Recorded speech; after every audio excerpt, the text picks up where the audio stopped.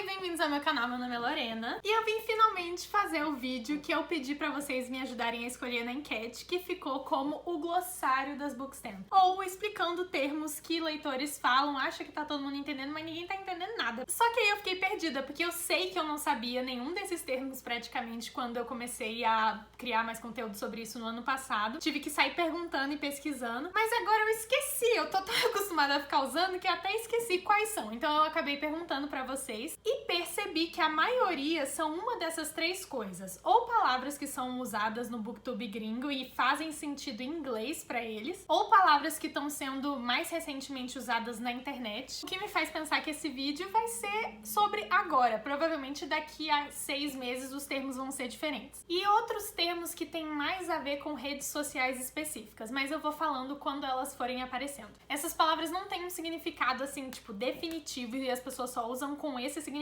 Então, se eu falar uma palavra que você não concorde muito com o significado ou você conheça outro, deixa aí nos comentários que vai me ajudar e vai ajudar outras pessoas. O bom é que eu vou ajudar pessoas que estão querendo entrar na comunidade, mas não entende nada que o povo tá falando. Então, fique por aqui que você não vai precisar sofrer procurando em contextos específicos que eu vou te dar. Enfim, a primeira palavra que é muito recorrente e eu também uso muito é TBR, que é TBR, né? Mas geralmente, como é em inglês, o povo só letra em inglês. Significa to be read, que é a sua lista, simplesmente a sua lista de livros que você quer ler. Tipo assim, TBR do mês é os livros que você quer ler naquele mês. A sua TBR em geral é os livros que você ainda quer ler. Então assim, quando eu falo da minha TBR, eu tô falando da minha lista no Goodreads, que eu fico colocando lá. Mas tem gente que tem uma TBR na cabeça, ou no Scoob, enfim. Indo pela mesma linha, DNF, que é DNF, é um termo geralmente usado no Booktube gringo mesmo, nem só no Booktube, mas tipo, entre os americanos em geral, porque é outra sigla em inglês, que significa did not finish. São os livros que você abandonou e deixou pela metade. Daí, às vezes, se você for seguir algum falante de inglês em alguma dessas redes sociais, tipo Goodreads,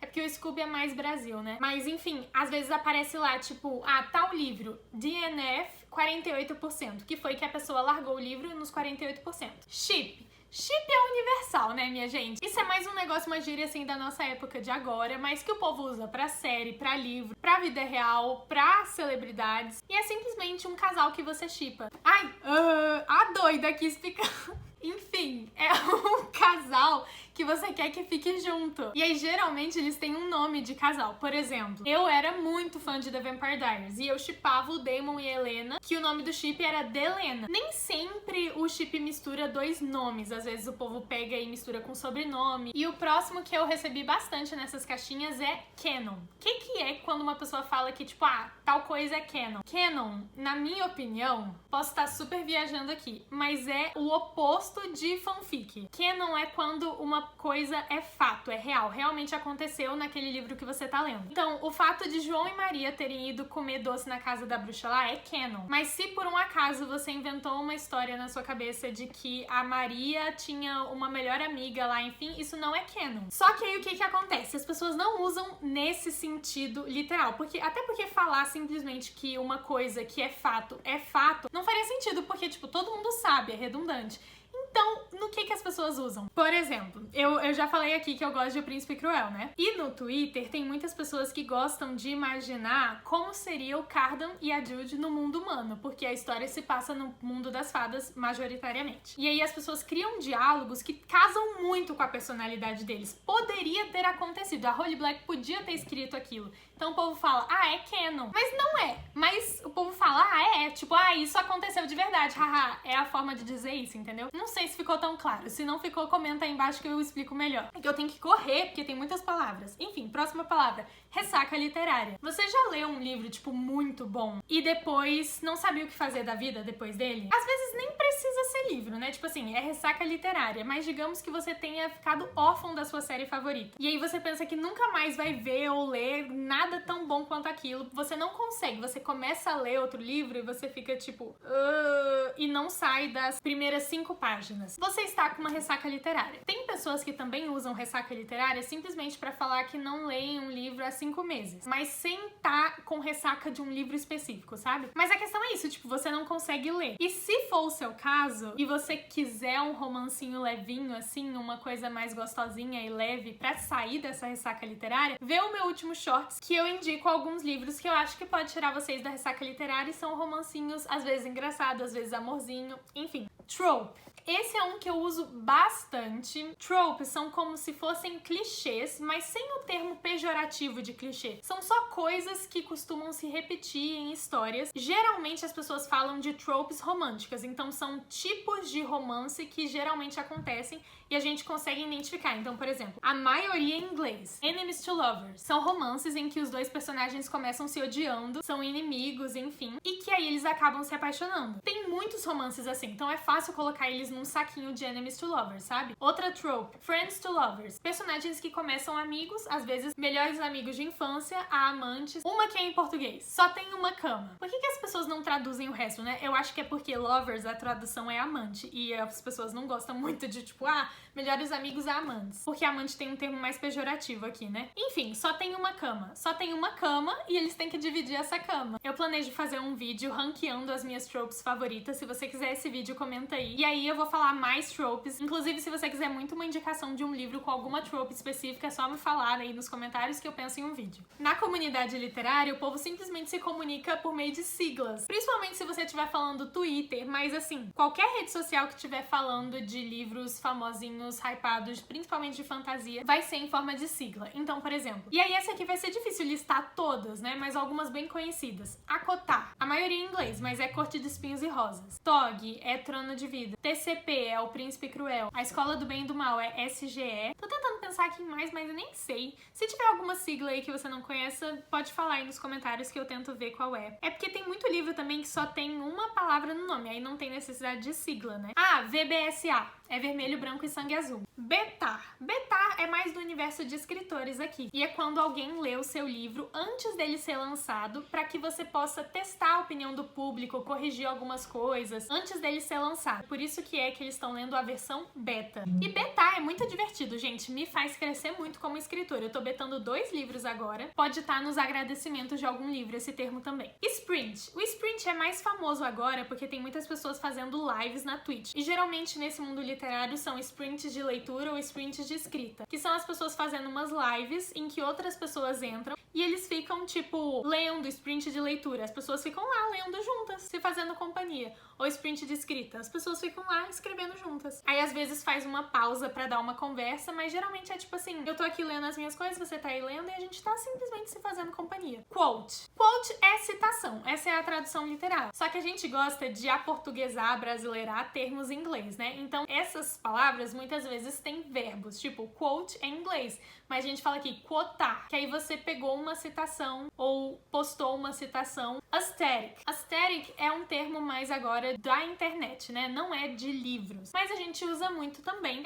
É um termo muito parecido com vibe. Geralmente são fotos, então é uma coisa meio visual que passam uma vibe específica. Também pode ser aesthetics específicos, estilos específicos, que tem a ver com roupa, estilo de música, estilo de vida. Por exemplo, Dark Academia. Dark Academia geralmente tem a ver com tons mais terrosos, umas roupas mais assim de colegial, só que obscuro. Livros de Dark Academia geralmente retratam dessas coisas assim. Enfim, esses são os aesthetics que são fixos, porque são os estilos. Mas a gente também fala bastante de qualquer identidade visual que a gente atribui a certa coisa. Então muitas pessoas fazem aesthetics de livros. E aí pegam várias imagens que passam essa sensação desse livro ou que remetem a momentos específicos. E aí, por exemplo, tem um tipo de vídeo no TikTok em que você tenta convencer pessoas a lerem tal livro, apresentando várias imagens que passam a sensação que você quer passar, que remetem a esse livro. Bookworm. Bookworm, eu acho que não é uma coisa tão utilizada assim no Brasil, porque é mais um termo em inglês mesmo que o povo usa lá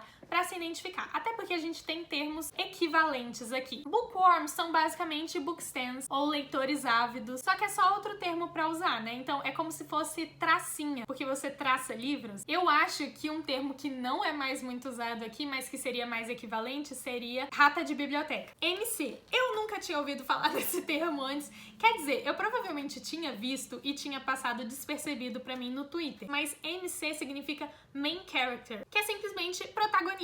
Rant. Rant geralmente é uma coisa mais do booktube gringo mesmo, mas tem no no Brasil sem ter esse nome também, que é basicamente o que agrada as Maria Fifi da literatura, treta. Rant é quando você faz uma resenha falando mal, sabe? Tipo, você detestou, aí você tá acabando com o livro, você tá fazendo um rant. E aí tem esse termo porque tem pessoas que gostam especificamente de ver esse tipo de resenha e pesquisam no YouTube, tipo, rant review, enfim. Hot pode ser duas coisas. Ou pode ser uma cena de sexo num livro, ou pode ser um livro erótico, né, do gênero. Romance sáfico ou romance aquileano. É porque é o seguinte, livros LGBT, por exemplo, um casal real, de VBSA, vermelho, branco e sangue azul. O Alex é um cara bi e o Henry é um cara gay. Até então, a gente olhava pra esse casal e a gente falava, é um casal gay. Mas o Alex não é gay, ele é bi. Então o termo que se usa é que eles são um casal aquileano pra homens e pra mulheres, casais femininos são casais sáficos. Plot twist. Esse eu acho que é mais fácil, eu acho que tem várias áreas. Se você vê séries, provavelmente você já ouviu esse termo. Mas é basicamente tipo uma virada dos acontecimentos. Algo que você não esperava, algo que muda completamente o rumo da história, é um plot twist. Virou o enredo.